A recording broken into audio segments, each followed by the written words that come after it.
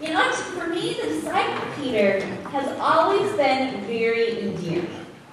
And the more I learn about him, the more I like him. I like him because I see myself in him. There's no question that Peter was the disciple out of Jesus' 12. He was the first to correctly identify Jesus for who he was.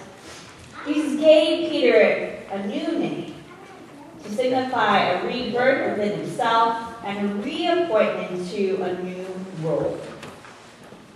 Jesus declared that it would be Peter who would become the key player in establishing the church after his death.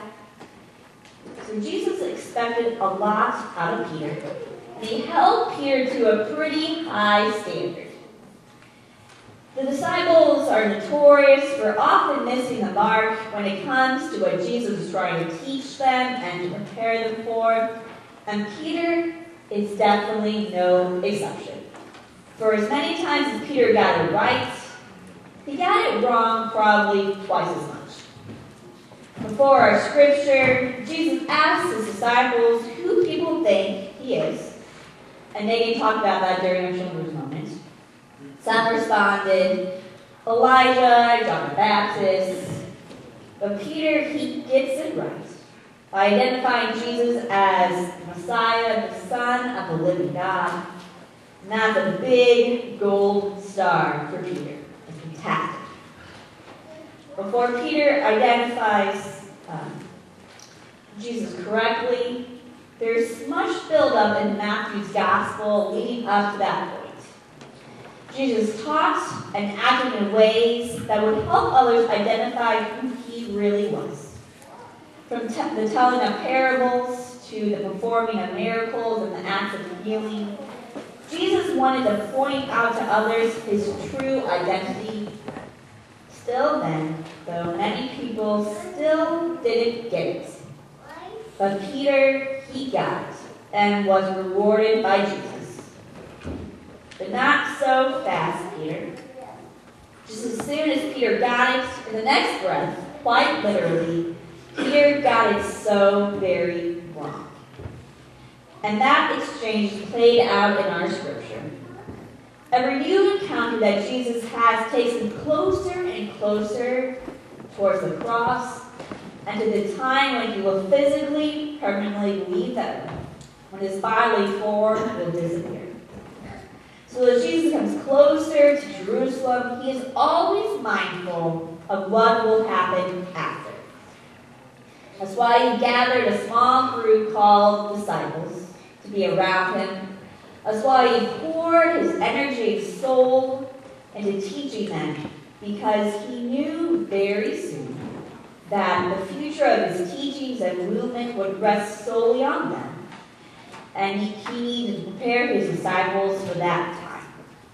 In our scripture, Jesus tells his disciples that his journey, his physical life on earth ends with him traveling to Jerusalem in order to experience great suffering, to die, and to be raised on the third day. As Jesus is inching closer to the cross, the layers of his ultimate end start peeling away and becoming revealed. And for some, hearing about the unexpected details is quite alarming. And it especially was for Peter. Not liking what he is hearing, Peter takes Jesus aside to correct what he said, saying that no way, Jesus, will you suffer and be killed in the way that you describe. But why would Peter do this?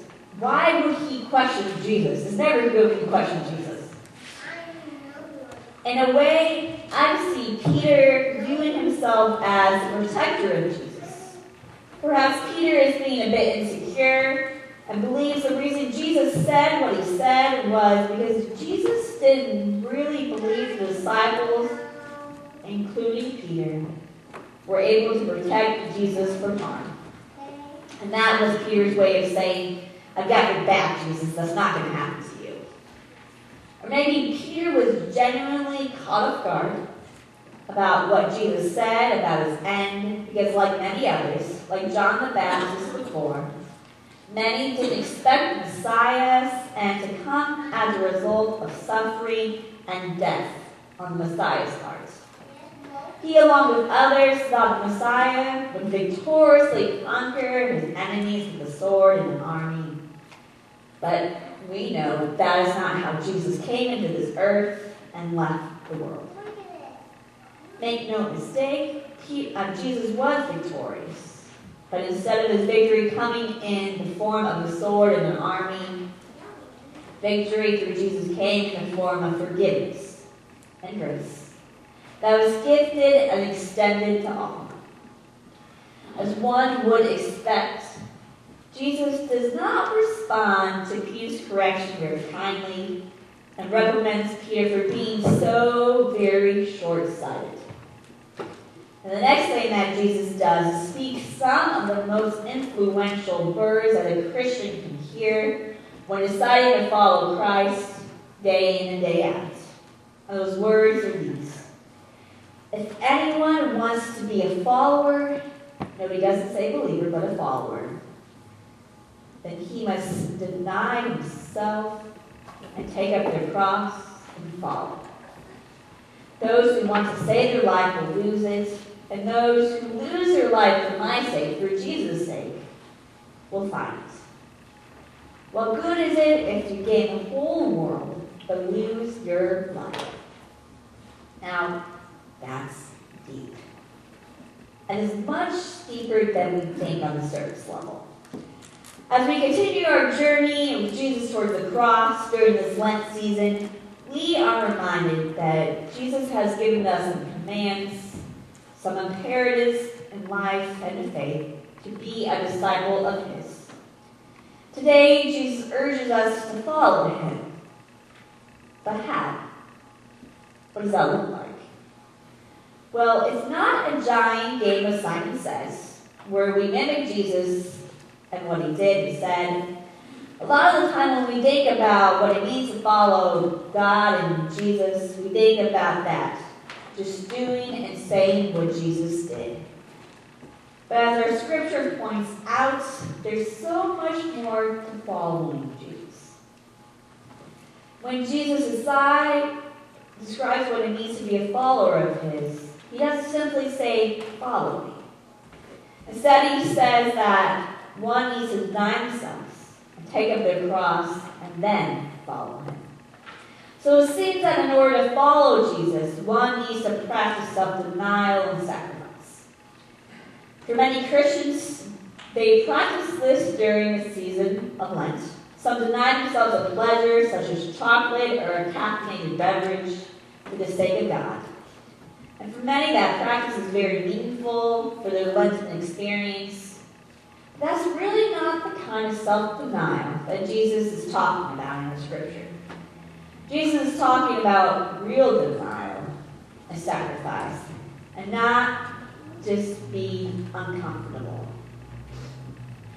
Almost every message that is alive in American society is the opposite of self-denial. It's about self-preservation, saving yourselves, looking out for number one, you, all the time. I wonder how much time do you spend or think about shopping for food, clothes, and household goods? How much energy do you use wanting to move forward in your life and career, and relationship, or financially? How much time do we spend just thinking about ourselves? I think it's probably quite a lot. We'd probably be embarrassed to admit just how much energy and time we pour into ourselves. Self-preservation is not just prevalent in American society today, as it has always been apparent since the beginning of humanity. Why else would Adam have eaten the forbidden fruit? He was thinking about himself so much that it didn't matter what God told him. And God was very clear, because Adam wanted to do what he wanted to do. I've always been enamored with Christian mystics and Catholic monks and nuns, because they seek to commit to a life that